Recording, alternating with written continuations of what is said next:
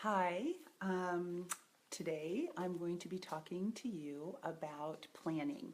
So far in your little intro, I've given you gone over the sheet on how to use that as far as planning some meals and prepping. So doing your prep for things. I posted some recipes, and again on Sunday, that's just a good day for me. So it might be a different day of the week. My week tends to be busier in the beginning, and then it kind of tapers.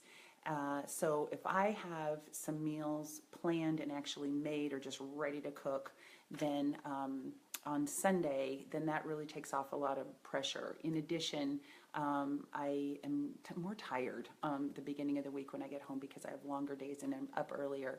So I don't really feel like cooking as much. And I will cook, I will prep, but it's harder to get in the kitchen.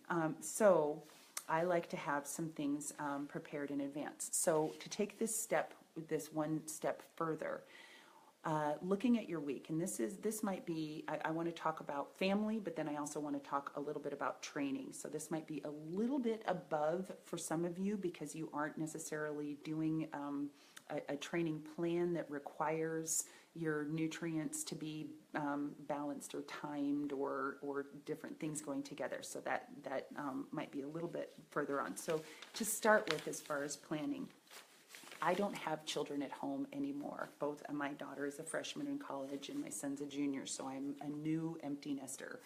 But what I would do is I would look at my calendar and I would know what nights are football games or practices, who has practice where, when, who's going to be home when. So I would know that because I'm the keeper of the schedule.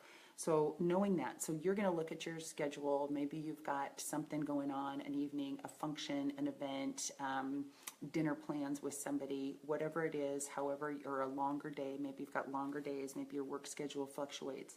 So you're going to plan those days that you know it's going to be more challenging for you to have a meal ready or to be able to get home to cook, or maybe everybody's going to be gone. That would be a good time for a crock pot day. Or maybe you're going to make that turkey chili. Maybe it's Wednesday night's a bad night, so make the turkey chili because it takes like 15 minutes. Make that on Monday or Tuesday, and then you've got it ready to go. And maybe people are coming and going for dinner, and so they can just grab and go. Crock pots are a great thing, and there's really a lot of good crock pot meals that are in the on the website, and I posted the link to that. So being prepared, looking ahead is critical, you guys, critical. And so I'm going to carry that just a little step further with your snacks and things. The last thing that you want to do is to be out and about with no food. You will not go through a drive-through. Rather than going through a drive-through to get your food, go to a grocery store and go to the produce section. They have so many things that are already pre-cut. They've got salads. They may not be the healthiest things in the world, but they're much better than a drive-through. A drive-through is sabotage for anybody who is trying to live a healthy life. It's just there's really no place for it. So being that in itself is being proactive, and there's lots of things. You can even go to the deli counter and you can get some deli meat, no nitrates or sulfites, and just get the slices of it, and then go get some veggies and some hummus, and then you've got your container portions and you've got your log right there. There's also an app that you can get, the 21 Day Fix app. There's several of them, so you want to check out which ones. I'll post a few links to them so you can check them out if using an app is something that is something you want to do. So now I'm going to take it a little bit further, and we're going to take as far as your planning for your training sessions. So I follow a training plan always.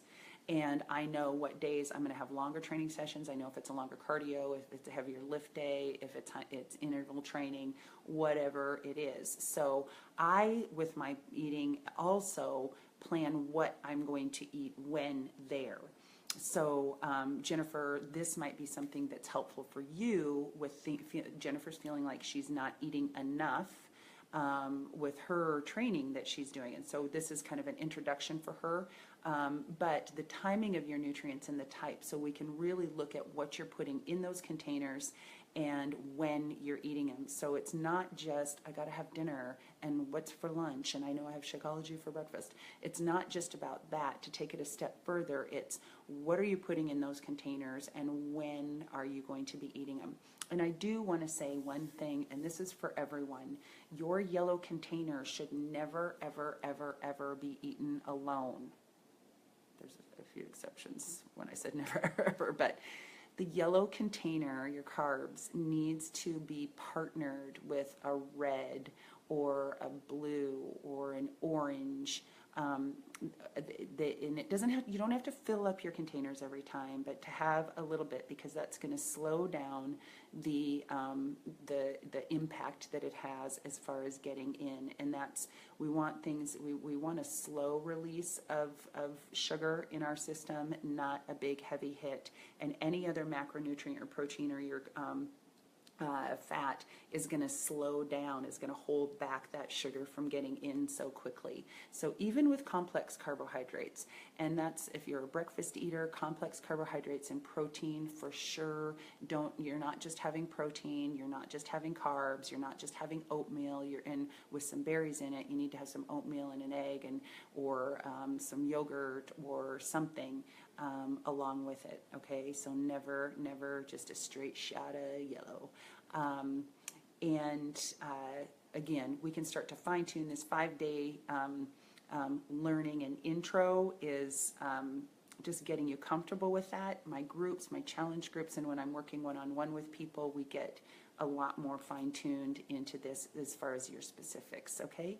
So I hope this was helpful. What I'd like is, I want questions here, and I want to know if you can post here what recipes you have planned, or what you're either you're going to make or you have made. And we always like to get reviews on, if you do a recipe, tell us how you liked it, or maybe how you modified it or something.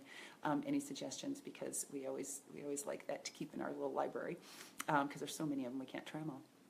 So again, I hope this was helpful, and want to hear your comments and hear how you're doing, and absolutely your questions. Okay, hope you're having a great day, and looking forward to engaging with you.